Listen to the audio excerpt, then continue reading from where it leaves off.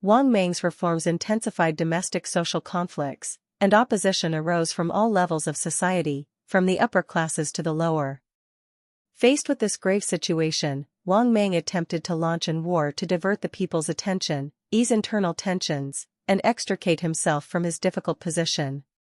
In 11 CE, Wang Mang recruited 300,000 men, prisoners, able-bodied males, and soldiers, from across the realm and sent them beyond the frontier to attack the Xiongnu. Before the expedition, the general Yan Yu tried to dissuade him, arguing that the long-distance campaign lacked sufficient provisions, the weapons were outdated, and the northern regions were bitterly cold in winter. Sending such a massive force there would mean they would either starve to death or freeze to death. Wang Mang dismissed the advice and stubbornly went ahead regardless. The nomadic Xiongnu of the north were culturally less developed, regarded as harsh and warlike. In earlier history, they frequently raided the agrarian regions of the Central Plains, and conflicts were constant.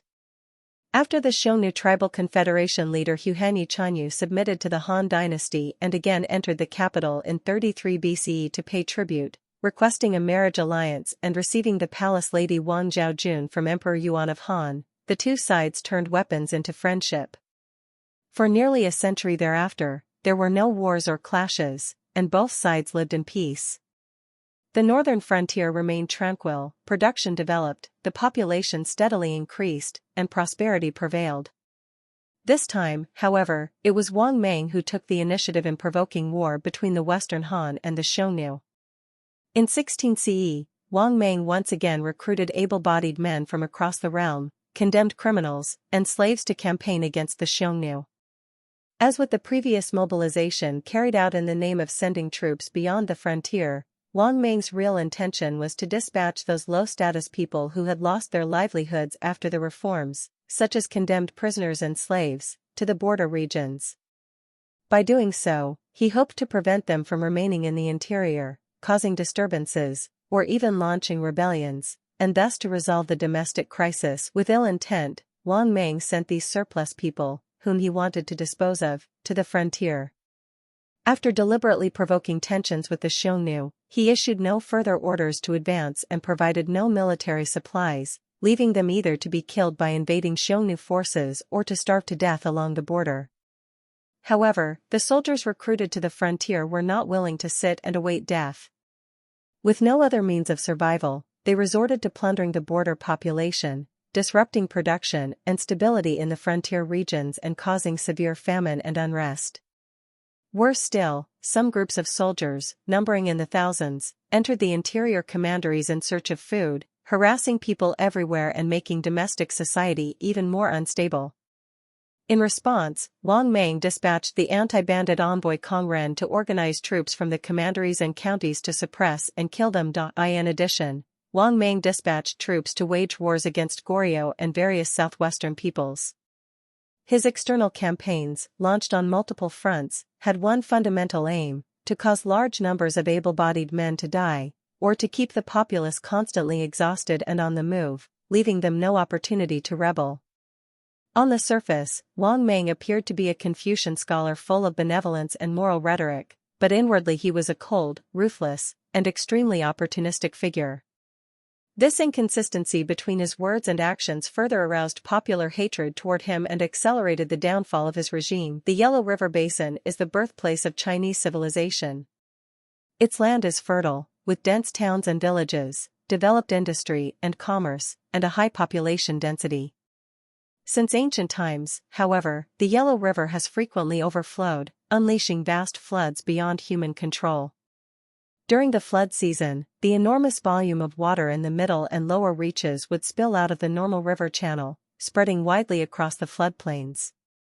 The overflowing waters would flow in all directions, making the plains difficult to inhabit and severely affecting human production and daily life.